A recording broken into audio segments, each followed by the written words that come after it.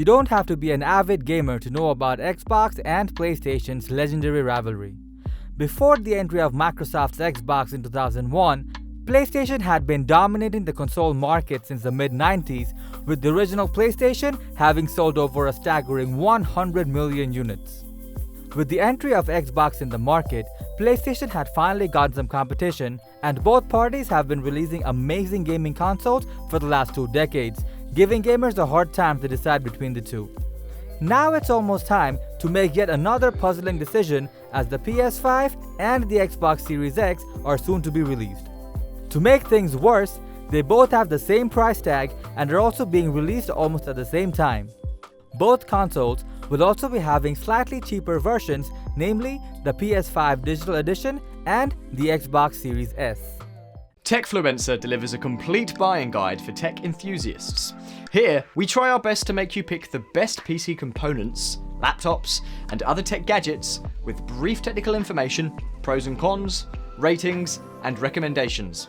Our tech expert team tests, reviews, and benchmarks thousands of products to come up with the list of the best and latest products, along with recommendations for the viewers. To know what is the best choice for you, watch the full video and check the description for the purchase links.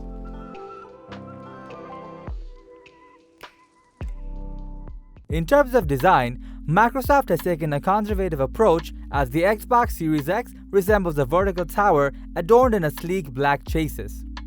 The disk drive is at the front of the console, with the Xbox logo directly on top of it.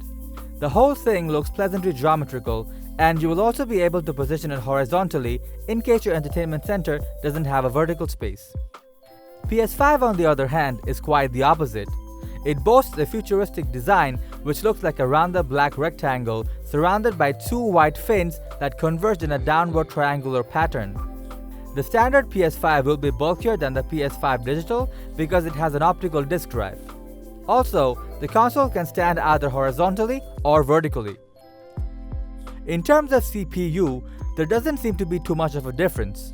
Both consoles are equipped with 8-core AMD Zen 2, with the only exception being PS5 has the 3.5 GHz version, whereas the Xbox Series X has the 3.8 GHz version. But in terms of GPU, Xbox Series X seems to have the upper hand, as it boasts a 12.0 teraflop AMD RDNA 2, whereas the PS5 contains the 10.3 teraflop AMD RDNA 2. Even then, we cannot conclude which console is better, as a lot depends on how well a game is optimized, particularly third-party games that will have to offer relative parity between their PS5 and Xbox Series X versions. The SSDs have a big role to play in gaming performance and loading. The PS5 has a built-in 825GB custom SSD, whereas Xbox Series X has a built-in 1TB custom NVMe SSD. But then again, how much this feature is able to influence gameplay is heavily dependent on the build of the game.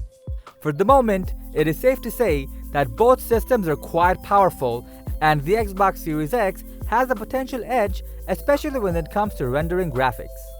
Both machines will allow for expansion through USB hard drives and SSD add-ons. In case of Xbox Series X, that will be through an optional removable 1TB SSD specifically designed for use with the console. In comparison, PlayStation will allow for more generic NVMe SSD cards to be used in an expansion slot. The PS5 will be capable of 4K gaming at up to 120fps and have support for 8K with no specific frame rate target identified yet.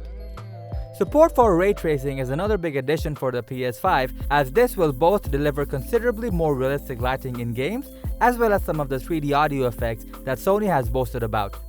Things are fairly similar on the Xbox Series X side, with 4K gaming at up to 120fps with 60fps as the minimum target, although not all games might be able to reach that mark. Support for 8K gaming and ray tracing are also present, but without specific frame rate targets. But at present, 4K games are relatively rare, and most TVs won't be able to accept 4K at 120fps, even if they are capable of that refresh rate.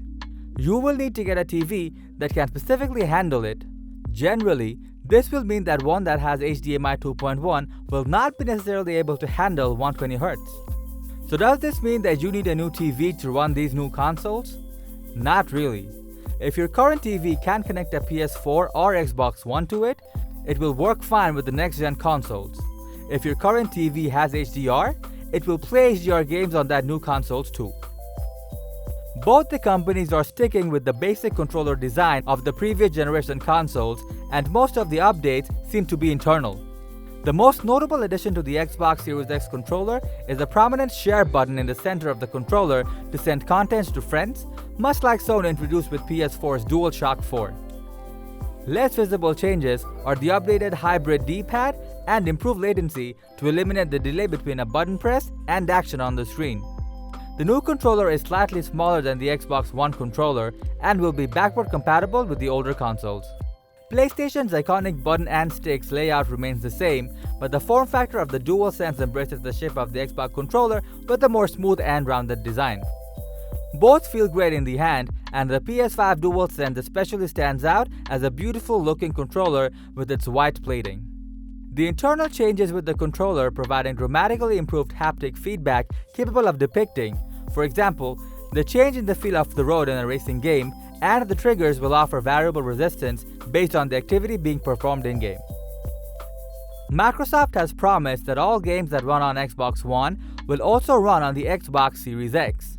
Furthermore, Microsoft's Smart Delivery system ensures that if you buy an Xbox One game that's also available on the Xbox Series X, you will automatically get the Xbox Series X version once you upgrade your console. Sony, on the other hand, was not able to promise something as concrete with the PS5.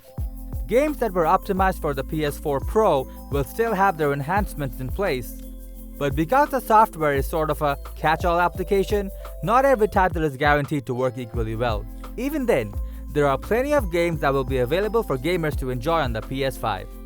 Talking about exclusive games, both consoles have tons of exclusives, with the PS5 armed with titles such as Spider-Man, Miles Morales, Horizon 2, Forbidden West, and Gran Turismo 7, whereas Xbox Series X can brag about titles such as Halo Infinite, Senua's Saga Hellblade 2, Forza Motorsport 8, and State of Decay 3.